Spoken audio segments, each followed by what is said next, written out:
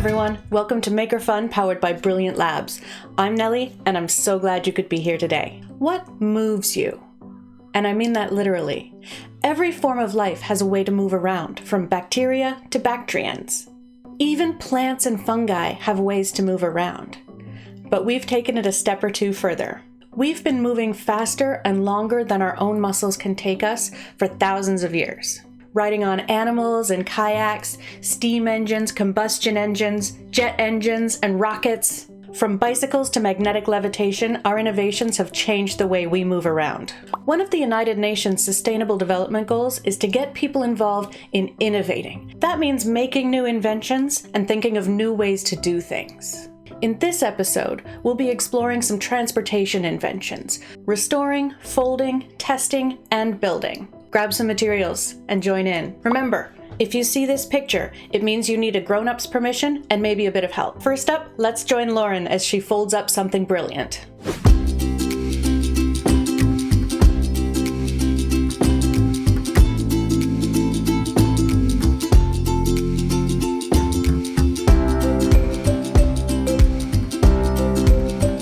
Hi everyone, my name is Lauren. One very important form of transportation is air travel. It allows us to move long distances quickly over land and water. We are going to be making and talking about paper airplanes to explore how things fly. A simple paper airplane can be made with around 8 folds or less and flies pretty well. Here's an example. You can decorate your paper airplane if you'd like. I decided to put a pattern on one side so that you can follow my folds easier if you'd like to. When you finish folding your paper airplane, all you have to do to make it fly is throw it. Let's talk about how that works. The technology we use for air travel has come a long way, but anything that flies is affected by 4 main forces. A force is a push or pull on an object. The first force affecting something flying is gravity. Gravity is the force pulling down on a plane. It's the same force that makes things fall. The heavier a plane is, the more gravity is pulling it down. The second force is lift. Lift is the force making a plane want to go up. So it has the opposite effect to gravity.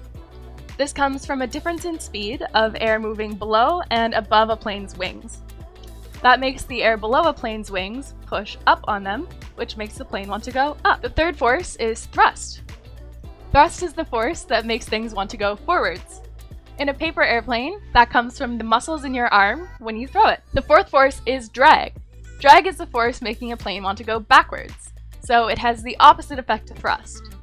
Drag comes from air pushing on a plane that's trying to cut through it. So if you wanted to decrease drag, you would make it easier for a plane to cut through the air as it's trying to get through. Once we know what forces are acting on a plane, you can use them to make the plane do different things. So you could increase lift to make the plane stay in the air longer, or you could increase drag to make the plane have a shorter flight. Here's an example of a plane with bigger wings. That means that there is more air pushing up on the plane to lift it. Like the last plane we made, all you have to do to fly this is throw it.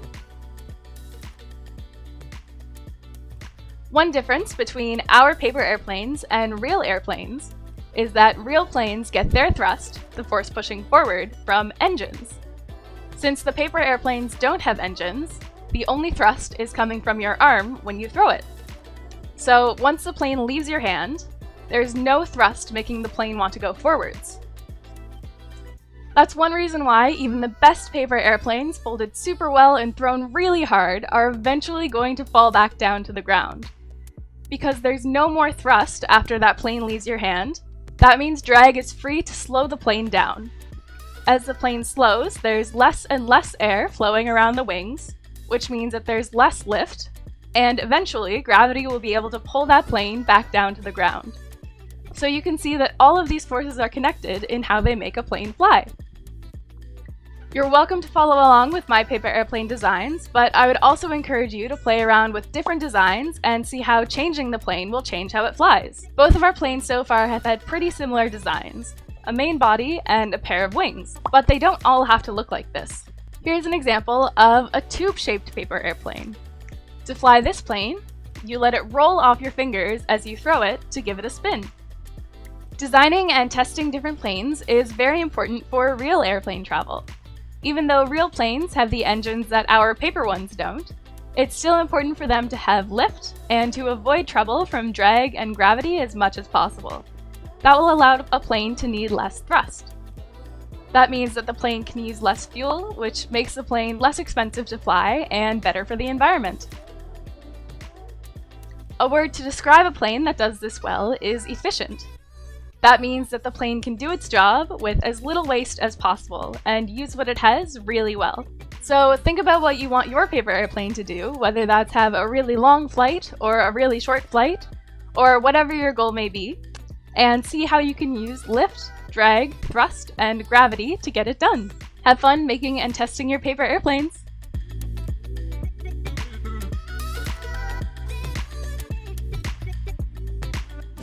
Let's head to New Brunswick, where Kate's grown-up is tackling a beat-up old toy truck. This is a job best left up to a grown-up. It's got chemicals and it's a little dangerous, but it sure is fun to watch.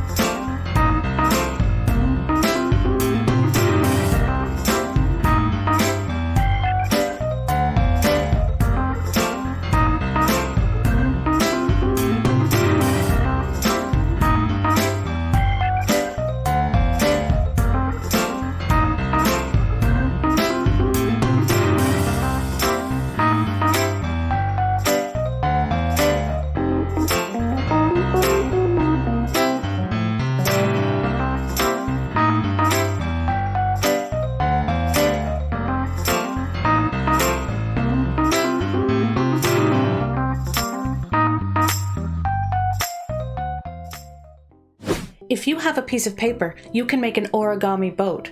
See if it'll float in your bathtub or the sink. If you've got a stream nearby, see if you can send it down the stream. How much weight will it hold? How many pebbles can it carry down the stream? Make this boat yourself and do some experiments. You can decorate it, you can improve it. Let's see what innovations you come up with.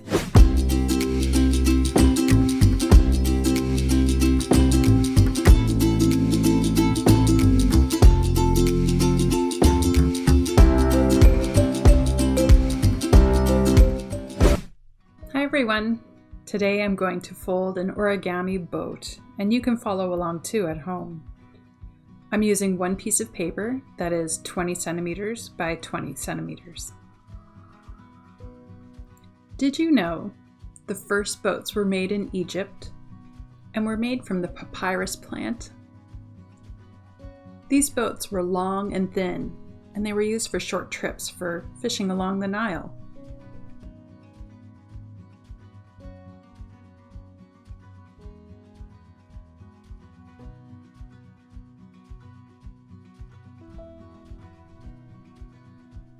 Egyptians started to build cargo ships, and they were so sturdy that they could hold 500 tons of rock. Hieroglyphs show evidence of the first sailboat dating back to 3000 BC. But the oldest boat ever discovered by archaeologists is called the Pecci Canoe.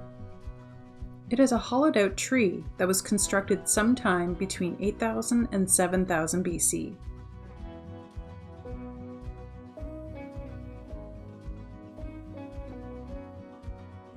By 2500 BC, the Egyptians were building wooden boats that could sail across the oceans. Fast forward to 1550 BC to 300 BC, the Phoenicians use a galley, which is a man-powered sailing vessel to travel for trade, fighting, and exploration.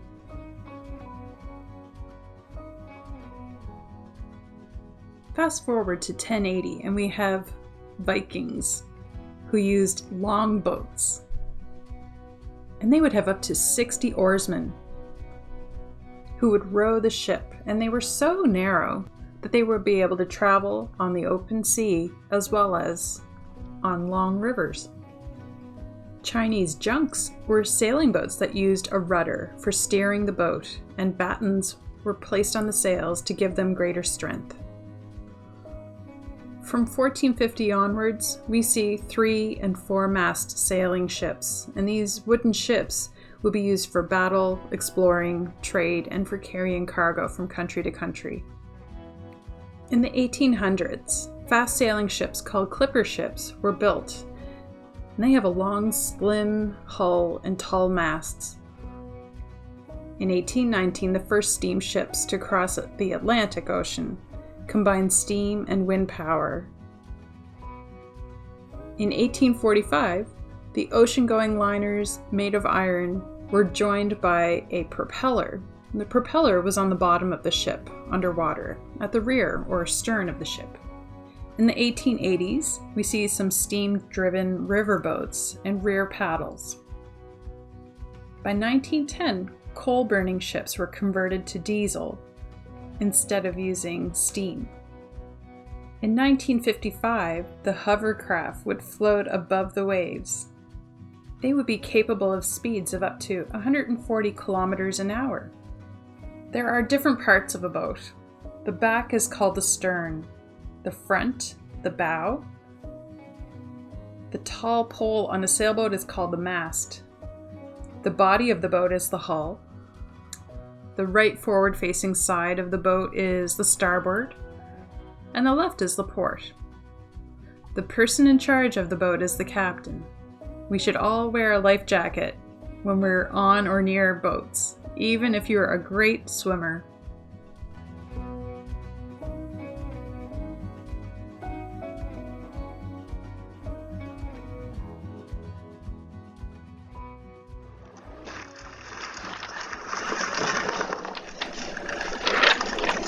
Today we're taking a virtual ride on a mountain bike course that Paul built at his house. There were zero costs involved in creating this course. The features of the natural environment were used along with patio stones and wooden pallets that were donated, along with some wood that was recycled. Rocks were moved and strategically placed to create obstacles such as rock gardens. Every effort was made not to cut down trees. However, there were a couple that had to be taken down to make this course work. The course is created at Paul's house and the surrounding wooded area. The course also features a number of obstacles and bridges that were handmade. The obstacles will definitely test your technical skills. However, this course is rider-friendly with a number of different options. Beginners to experienced riders can find success on this course. This just goes to show what can be accomplished with little to no cost when someone has a vision and is willing to put in a little hard work. Enjoy the ride, everyone.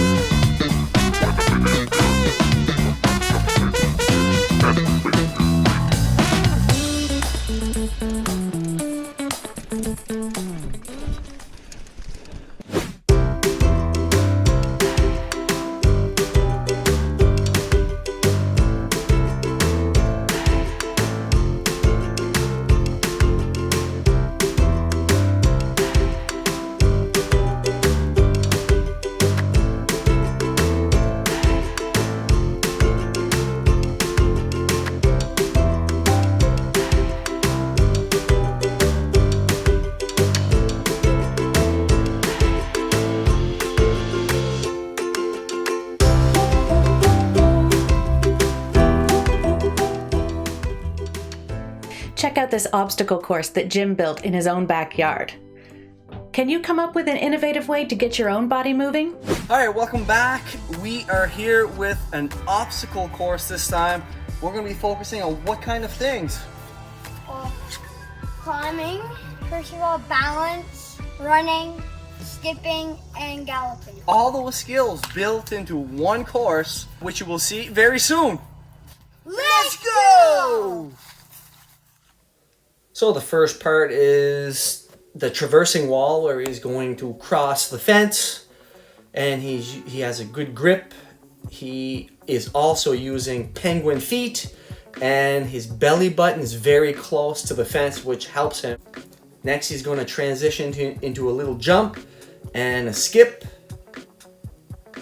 And then he's moving right into some side shuffling.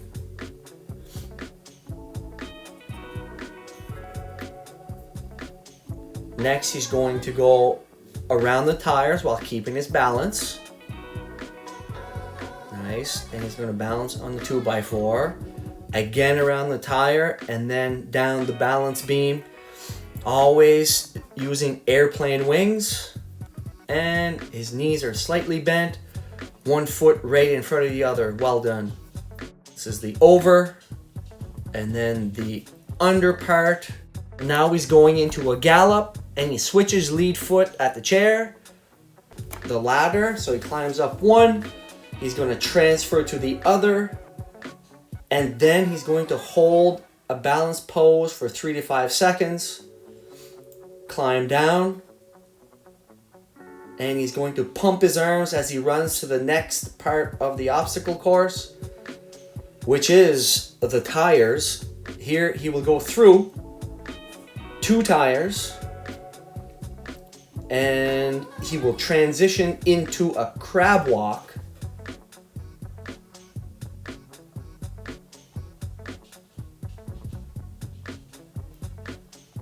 And then he goes into some 2 feet jumping all the way down to the tree.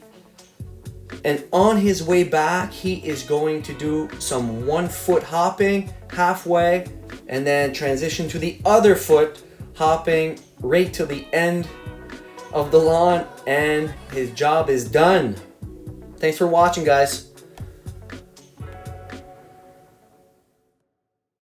Check out some tractors that were invented to help us with farming.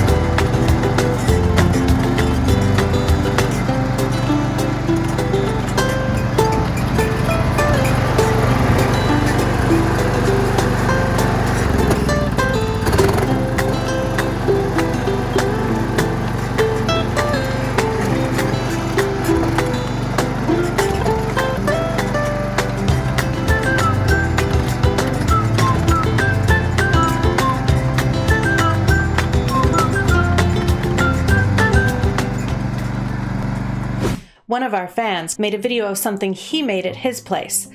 If he was going to send an egg to the moon, how would it get there safely? Please submit anything you're making to Brilliant Labs. You can find all our social media on our website, as well as our address for snail mail. You can send in a picture, or you can send in a video, whatever you want. We'd love to see and share what you're up to.